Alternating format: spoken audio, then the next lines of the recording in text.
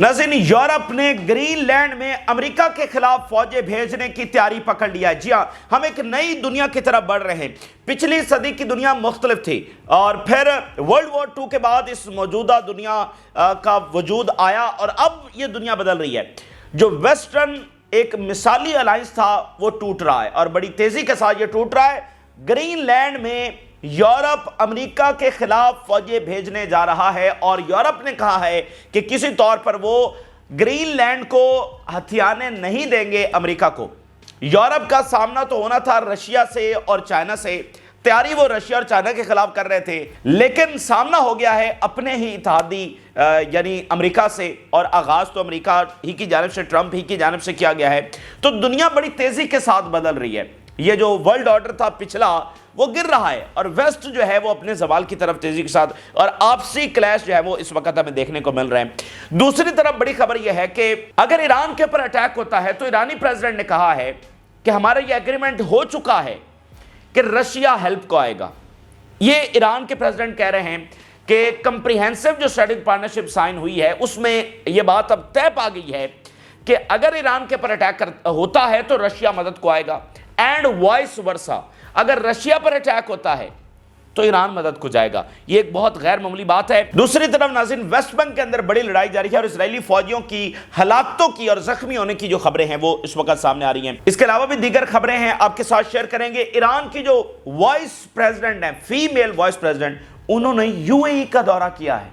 Israel को यह इत्तेहाद और कोऑर्डिनेशन और ये इस्लामी दुनिया का ताउन किसी तौर पर कबूल नहीं हो पा रहा है, लेकिन ये आगे से आगे बढ़ रहा है। अच्छा, अब नाज़रीन आगाज हम जरा करते हैं हमास से। हमास की जो पावर है नाज़रीन वो इस्टेब्लिश हो रही है, हमास की जो विक्ट्री है वो इस्टेब्लिश हो रही है, इसराइल की जो इबरतनाक शिकस्त हुई है वो इस्टेब्लिश हो रही है। और इसराइल की जो शिकस्त है उसका इस्टेब्लिश होना इसलिए ज़रूरी है कि जब भी एक कॉलोनियल पावर शिकस्त खा जाती है तो यही शिकस्त दरअसल उसके वजूद का इख्तिताम होता है। अगर कोई नॉर्मल स्टेट कहीं किसी बैटल के अंदर शिकस्त खा जाती है तो इसका मतलब यह नहीं होता कि वो स्टेट खत्म हो जाएगी, लेकिन जब एक कॉलोनी वो शिकस्त खा जाती है तो फिर वो कॉलोनी ही खत्म हो जाती है। इसलिए इसराइल की जो शिकस्त है उसका इस्टेब्लिश होना यही असली उनका अंजाम है।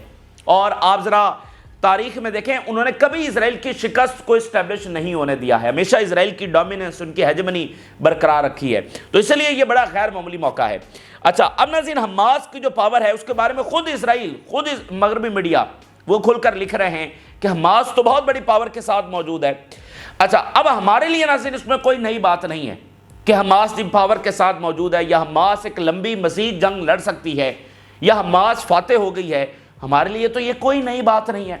आप देखें कि थ्रू आउट द वॉर हमने ये बातें आपके सामने रखी हैं कि हमास मौजूद है, हमास लड़ रही है, हमास लंबा अरसा लड़ सकती है और इसराइल को अल्टीमेटली घुटने टेकने पड़ेंगे। ये तो हमारी रोजाना की रिपोर्ट्स होती थी जो हम आपके सामने रखते रहे। लेकिन मसला ये था कि देखें इसराइल मौजूद है, इसराइल की इतनी बड़ी मीडिया मशीनरी है, पीछे वेस्टर्न गवर्नमेंट्स हैं, वेस्टर्न मीडिया है, वो ये लिख रहे थे कि हमास खत्म हो रही है, फलस्तीन हार रहा है। और ये वो इसलिए इस्टेब्लिश कर रहे थे कि ये इसराइल की जारियत को जारी रखने के लिए जस्टिफिकेशन थी कि हमास हार रही है, और इसी बात के ऊपर वो इसकी जस्टिफिकेशन थी कि भाई हमास को तो वो ख़त्म करते चले जा रहे हैं। अगर ये वहाँ पर इस्टेब्लिश हो जाता कि हमास तो ख़त्म नहीं हो रही तो फिर अंदरूनी प्रेशर और बढ़ता और वेस्टर्न जो सपोर्ट है उसमें भी तब्दीली आती, और वो तब्दीली कहीं ना कहीं आई भी सही। कुछ गवर्नमेंट्स को जब ये उनके सामने रिपोर्ट्स आई कि इसराइल तो हार रहा है मुकम्मल तौर पर, तो उन्होंने अपनी सपोर्ट जो है वो पीछे कर ली। तो अब नाज़रीन जब ये सीज फायर हुआ है और जिस तरह से फ़लस्तीनी कैदी रिहा हो रहे हैं, जिस तरह से हमास इजरायली कैदियों को उसी गजा की छोटी सी पट्टी से निकाल कर लेकर आ रही है जहां पर इजरायली अमेरिकी फौज नहीं ढूंढ सकी, तो इसराइल की जो शिकस्त है वो पूरी तरह से इस वक्त जो है वो इस्टेब्लिश हो रही है।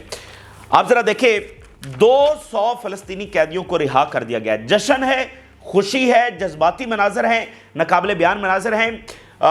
ये लाइफ सेंटेंस वाले ये कैदी थे जिनकी रिहाई की कोई उम्मीद नहीं थी, और लॉन्ग सेंटेंस वाले यानी 20-20 साल, 25-25 साल جن کو سزائیں ہو چکی تھیں اور اسرائیلی جیلوں کے اندر موجود تھے، کوئی دنیا کی طاقت انہیں رہا نہیں کروا سکتی تھی، ان کی رہائی ہوئی ہے اور طاقت کے زور کے اوپر ہوئی ہے، بندوق کے زور کے اوپر ہوئی ہے۔ اسرائیل تو غزہ میں قبضہ کرنے کے لیے گیا تھا، الٹا انہیں فلسطینی کہہ دی۔ تو جب یہ ویسٹ بینک کے اندر پہنچ رہے ہیں، اپنے گھروں سے ملنے کے گھروں میں پہنچ رہے ہیں اور وہاں پر جشن ہو رہا ہے اور لوگ جمع ہیں ایک ایک گھر میں، مطلب سینکڑوں فلسطینی جو ہیں وہ ایک ایک گھر میں جہاں پر یہ قیدی رہا کرا رہے ہیں وہاں پر جا رہے ہیں۔ ذرا دیکھیے 200 پیلسٹینین پریزنرز فریڈ ان ڈیفائنس، مطلب ایک پراپر جو ہے نا مزاحمت اور ڈیفائنس کے اندر 2000 فلسطینی جو ہیں وہ اس وقت رہا ہوئے ہیں۔ اور ابھی جو سٹیج بنایا گیا تھا اس کے پیچھے جو فلیکس لگی ہوئی تھی اس کے اوپر جو تازہ ترین دیکھا گیا ہے، جو تصویر سامنے آئی ہے، پیچھے کیا لکھا ہوا تھا، یعنی حماس کے کمانڈوز کھڑے ہیں، اسرائیلی قبضے میں لی گئی رائفلز انہوں نے پکڑی ہوئی ہیں، ساتھ اسرائیلی قیدی کھڑے ہوئے ہیں جن کے لیے اسرائیل اور امریکہ نے پورا زور لگا دیا اور ان کو رہا نہیں کروا سکا، وہ ساتھ کھڑے ہوئے ہیں۔ اور پیچھے فلیکس کے اوپر لکھا ہوا ہے Gaza is a graveyard of criminal Zionist, Gaza قبرستان ہے کرمنل زائنسٹ کا۔ تو یہ سی این این کی خبر ذرا دیکھیے، سی این این کیا لکھ رہا ہے، Hamas appeared to be trying to show that it still largely controls Gaza despite what it was exposed during the war۔ Hamas بالکل یہ واضح ہو چکا ہے کہ وہی غزہ کو کنٹرول کر رہی ہے، حماس ہی فاتح ہے، وہی انچارج ہے غزہ میں، اسرائیل انچارج نہیں ہے۔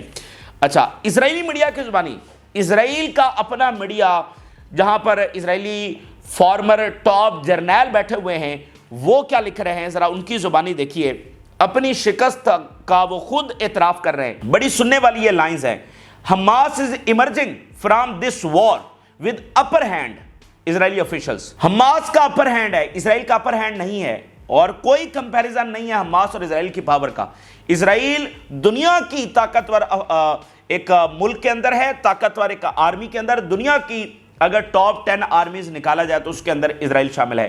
ان کے جو ریسورسز ہیں، ان کی جو اکانومی ہے، ان کے پیچھے جو سپورٹ کھڑی ہے، مطلب دنیا کی سوفسٹیکیٹڈ آرمیز اور ٹیکنالوجی اور سارا کچھ، تو حماس اور اسرائیل کا تو کوئی کمپیریزن ہی نہیں ہے۔ اس کے باوجود حماس فاتح ہوئی ہے اور اس کا اپر ہینڈ ہے، الٹیمیٹلی اسی کی شرائط مانی گئی ہیں۔ دیکھیں، حماس کا تو کوئی وجود ہونا ہی نہیں تھا، حماس کا ہونا ہی اس کی فتح ہے۔ یہ بنیادی بات سمجھیں، حماس نہیں ہونی تھی، اس کا نام بھی نہیں ہونا تھا، اس کا وجود بھی نہیں ہونا تھا، اس کی آئیڈیالوجی بھی نہیں ہونی تھی، تو حماس کا ہونا ہی اس کی سب سے بڑی فتح ہے۔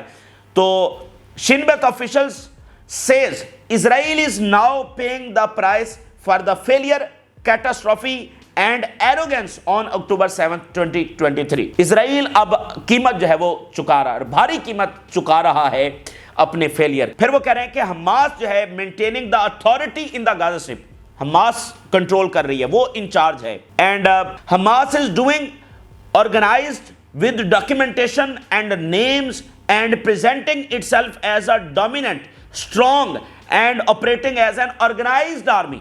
یہ ہمارے الفاظ نہیں ہیں، یہ اسرائیلی جرنیلوں کے الفاظ ہیں جو اسرائیلی میڈیا کے اوپر بیٹھے ہوئے ہیں کہ ڈومیننٹ پاور کے طور پر۔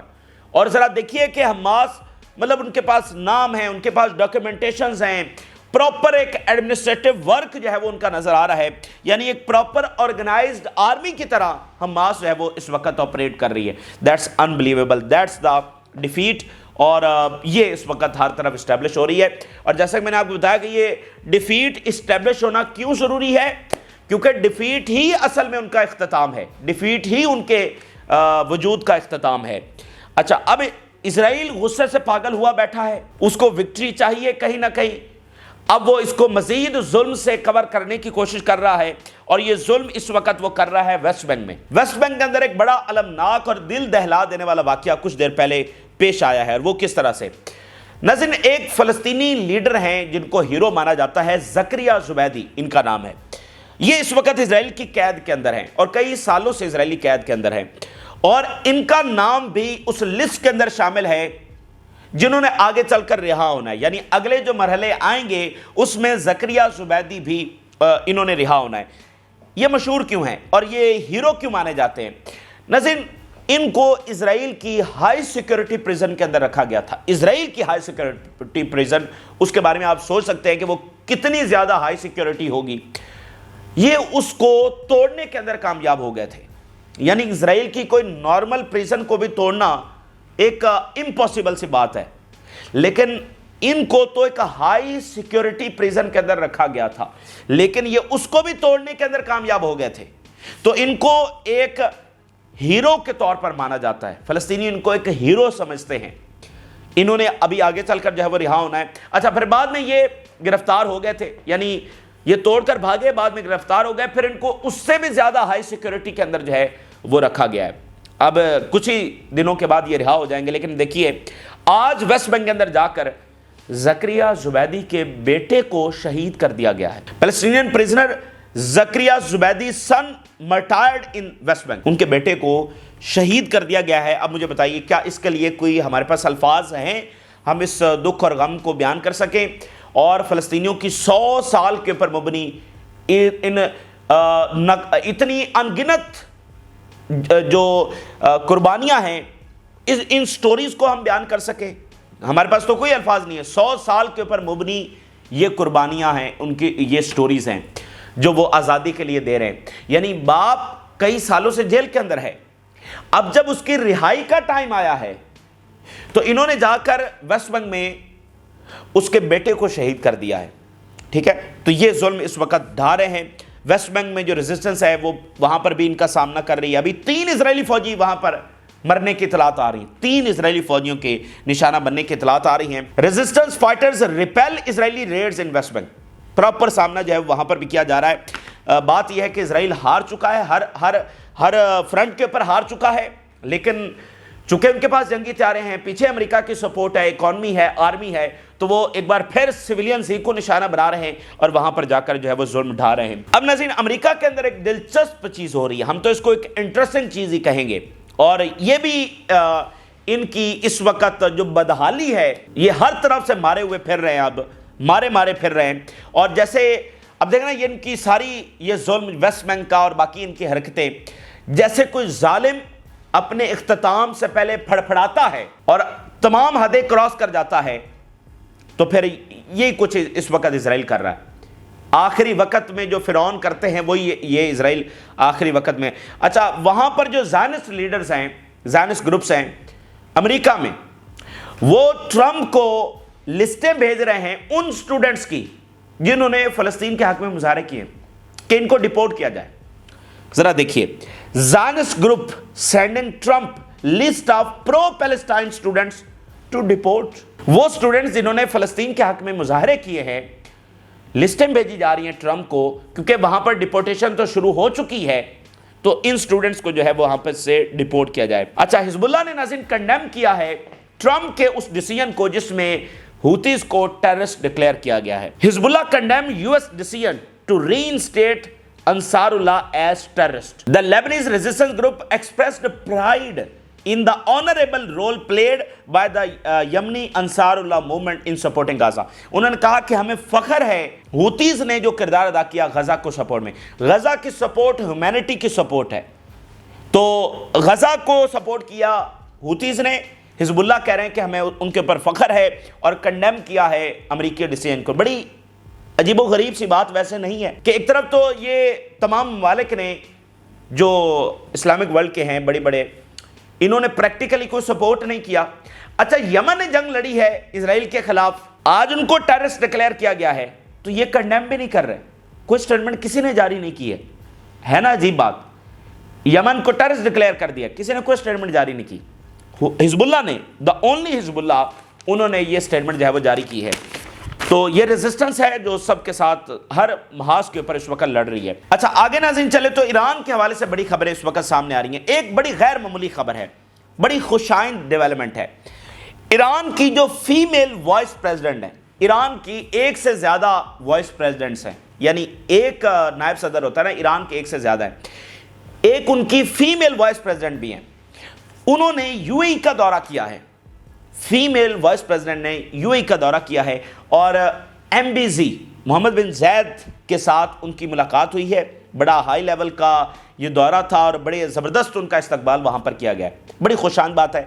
ایران اور UAE کے تعلقات بہت اچھے نہیں ہیں، ٹھیک ہے، اور پھر یوں ہی چونکہ بہت زیادہ قریب ہے اسرائیل کے، تو اس وجہ سے بھی ایران اور یہ فاصلہ ہے، اور پھر اسٹریٹ آف ہرمز یہ بھی مسئلہ ہے، کچھ جزیرے ہیں اس کے اوپر بھی اختلاف ہے ایران اور ان کے آپس میں، تو سب سے زیادہ ان کے تعلقات جو ہیں وہ یو ای سے کافی خراب، لیکن اب یہ اچھی چیزیں ہو رہی ہیں، ٹھیک ہے نا، یعنی ایران سے ہائی لیول ڈیلیگیشن اور خاتون اور وہ یو اے ای آ رہی ہیں اور ایمبیسی کے ساتھ ان کی ملاقات ہو رہی ہے، تو یہ اچھی ڈیولپمنٹ ہے۔ دوسری بات یہ ہے کہ ایران کے جو پریزیڈنٹ ہیں انہوں نے جو رشیا کے ساتھ اسٹریٹجک پارٹنرشپ ہوئی ہے اس حوالے سے بڑی امپورٹنٹ بات کی ہے، مطلب بڑی امپورٹنٹ بات ہے، بڑی بنیادی نوعیت کی بات ہے کہ ایک وہ ایران تھا جو تنہا تھا، جس کے ساتھ نہ مڈل ایسٹ تھا، کوئی ملک نہیں تھا ایران کے ساتھ۔ آج ایران کیا کہہ رہا ہے کہ اگر ایران کے اوپر اٹیک ہوا، جو کہ اس وقت نہ امریکہ اس پوزیشن میں ہے کہ ایران کے اوپر اٹیک کر سکے، نیتن یاہو کا کباڑہ ہو چکا ہے اور اپنے انجام کی طرح وہ بہت جلد جائے گا، کوئی اس وقت ایران پر حملہ کرنے کی نہ جرات کر سکتا ہے اور نہ اس پوزیشن کے اندر ہے، اور ایران بہت پاورفل ہو چکا ہے۔ اس کے باوجود آج ایران کے ساتھ رشیا اس انداز کے اندر کھڑا ہو گیا کہ اگر اٹیک ہوا تو رشیا ڈائریکٹلی ایران کی سپورٹ کو آئے گا، یہ ایگریمنٹ ہو چکا ہے، غیر معمولی خبر ہے۔ ایران Russia alliance shows defiance of external pressure, no international framework اور law permits any country to bomb and massacre innocent people even during times of war, yet the Zionists do so with ease۔ Gaza کے لوگوں کی انہوں نے بات کی کہ کسی کو ایسا ظلم کرنے کی اجازت نہیں ہے جس طرح سے اسرائیل نے وہاں پر کیا ہے، اینڈ اگلی بات سنیے، under the terms of our agreement if either Iran or Russia is attacked by another country we are committed not to cooperate with the aggressor in any way and will not permit such an attack to occur۔ اگر کوئی حملہ ہوتا ہے ایران کے اوپر ہو یا Russia کے اوپر ہو تو معاہدہ طے پا گیا ہے کہ ہم ایک دوسرے کی مدد کریں گے، اور ایسا نہیں ہوگا کہ ہم کسی انداز میں اس اگریسر کی مدد کریں۔ اس میں بڑی امپورٹنٹ بات ہے، امپورٹنٹ بات یہ ہے کہ رشیا اور اسرائیل کے تعلقات تو اچھے تھے، تو اسرائیل اور ایران کی جنگ میں مطلب رشیا کو کوئی مسئلہ نہیں تھا، رشیا کے تعلقات اچھے تھے، سپورٹ بھی تھی، سارا کچھ تھا، لیکن اب ایسا نہیں ہوگا۔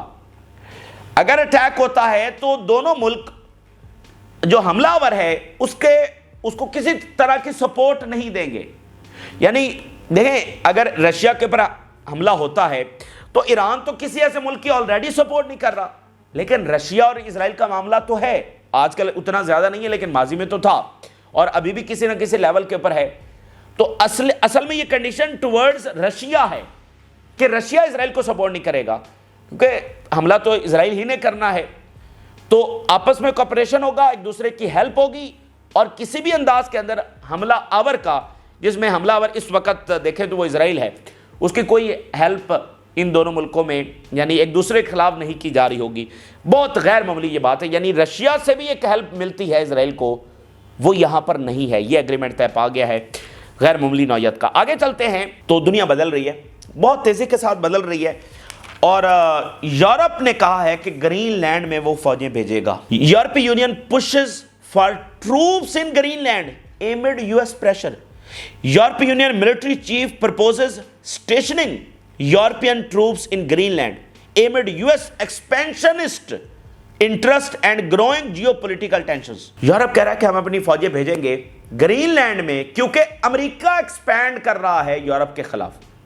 دیکھیں دنیا میں ایک بات ذہن میں رکھیں، یہ دنیا برہم دنیا ہے، یہ رuthless دنیا ہے، یہاں پر کوئی کسی کا نہیں ہے، اور یہ جو آپ کو اس وقت کی دنیا، یہ آرڈر، یہ ویسٹ کا الائنس یہ نظر آ رہا ہے، یہ کوئی ابدی الائنس نہیں ہے۔